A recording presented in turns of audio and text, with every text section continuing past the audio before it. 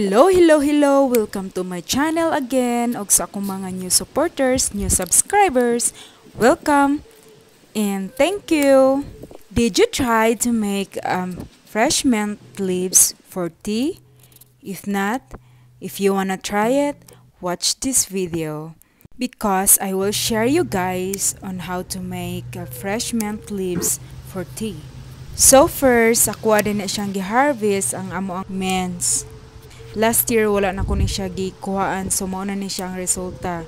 Actually dili sa ni unta apilon ang kanang iyahang bulak kanang ingon ana kay before na siya namulak is kanang dagko kay na siya og leaves or gwapa kay siyang mga leaves, pero karon kay naabtan man kog pamula kay agi sa kadaghan akong trabaho diri sa farm, so na siya mga bulak this time, but it's all right kay dili man nato na siya apilon paghimo. So ako ra na siyang giapil diha og kuha, pero dili nato na siya apilon og himo og tea. So inikahuman ako na siya og kanang kuan harvest tanan, ako na siyang butangan og kanang more soil kana sa iyang kuan sa iyang part kay kinahanglan na gyud siya butangan pud siya para next year ready na siya nga mo tubo na sad og balik, kay kini man gud siya klase nga mint is perennial ni siya, so it means nga mobalik ra ni siya every year jud. So karon ubay-ubay gyud ni siya karon ang akong makuha tanan, pero inig makuan man ni siya, ako man ni siyang ipa-dry dayon aya na ko siya himuon og tea. So dili ra pud kani siya madaghan ra pud og himo kay kuan ra man siya kanang ang leaves raman atong kinahanglan, kanayang stems o kanayang flowers dili nato na siya apilon. So ako ra na siyang gi-continue. Actually kanang inyong nakita diha karon is kanang sa part na siya anang amo ang kanang unsay tawag ana, niha na siya nanubo tanan, nanaka na siya agi sa iyang kadaghan. So nga wala na nako natabang kay last year wala man jud nako ni siya gikuha gud diri. So karon ra nga gusto na ko siya limpyuhon, gusto na ko siya nga butangan na po siya og bagong soil. So dili man ta makabutang og bagong soil ana kung nguna na siya kalabong diha kadi nato makita. So sa tunga rasad ana naapo na siya kanang rose, ako ang gitanom siya, so pero dili pa kay siya or dili pa siya makita kung dili siya mamula kay gamay pa man siya. Last year pa na ko pud siya gitanom. Dayon ato lang ni siyang i-continue guys hantod nga mahuman ta og farm harvest ani. Actually kini siya diri kay kinahanglan budyag kanang murag duha pud ko ka oras ani niyang kuan kanang pamutol ana niya kay ubay-ubay gyud pud siya kay nadaghanan jud pud kay ni siya jud karon nga year kay lagi wala na ko siya gikuhaan sa last year. Daghan pud kay ni siya og benefits kaning mint guys. So nindot siya ni siya pang kuan siya pang improve sa imuhang pagtulog, dayon maka-reduce po ni siya sa imuhang migraine or headaches. Makatabang po ni siya kung naakay kanang digestive problem, dayon maka kuan po ni siya, maka-fresh po siya og mouth. So daghan jud kay ni siya og mga benefits, daghan pa kaayo as in, dayon kuan po ni siya kanang dili ra pud kay siya lisod nga itanom. So kung wala pa mo ka-try ani guys, you must try it, pero I'm not sure kay wala man ko ka-try unay og tanom sa pud sa Pinas. Di ko sure kung mabuhi ba pud ni, pero kung yes, mabuhi, so you must try it guys kay healthy jud kay ni pud siya.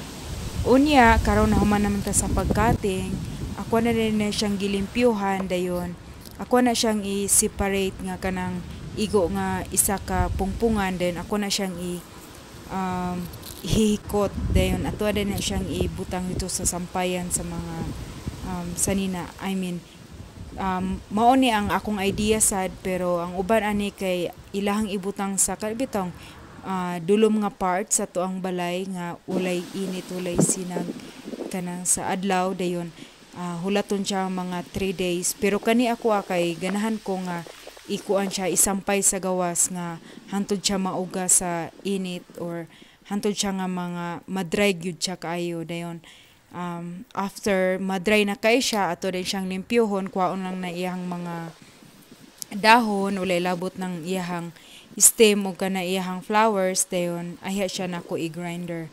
So makita ninyo guys is kanang fresh kayo na siya don. Ako na siyang gihikot o gingon ana kanang kuha na siya guys kanang unsay tawag ana nila diri oy kanang mura siya glambo kung sa tuwa pa, pero kana siya kay ako na siyang gigamit ko pangluto kanang pork belly kana siya guys. So sayon ra kay na siya dayon pagkahuman na og hikot, pagkahuman na og himutanan, ako apa din na siyang gikuan gi isprehan or gilimpyuhan og tubig para mawala na yung mga kuan, mga kung naa manggali na milit nga mga yuta, pero wala sad ko nakita kay kuan man siya kanang wala may ulan diri guys. So limpyo kay pud siya gihapon.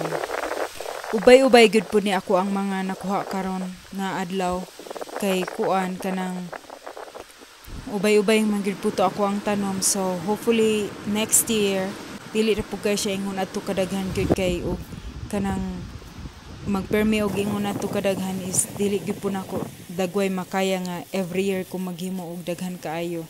So nindot pud ni siya ikuan guys kanang sa candle bitaw magkuan ko na mag-research ko kung saon bitaw nila na pagbutang sa candle para humot ang candle dayon ikuan siya para hindot pud siya sa balay kanang pang fresh siya ato ang balay kanang sa baho niya kay maka tabang pud siya.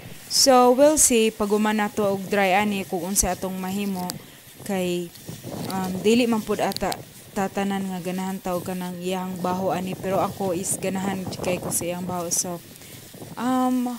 mag-discover ko kung unsay akong pwede ani mahimo para magamit lang gyud siya kay ug gimura pud na siyang pasagdaan gyud is sayang ra pud siya. So karon it's time na nga para manghalay na ta o charot kung sa Bisaya pa.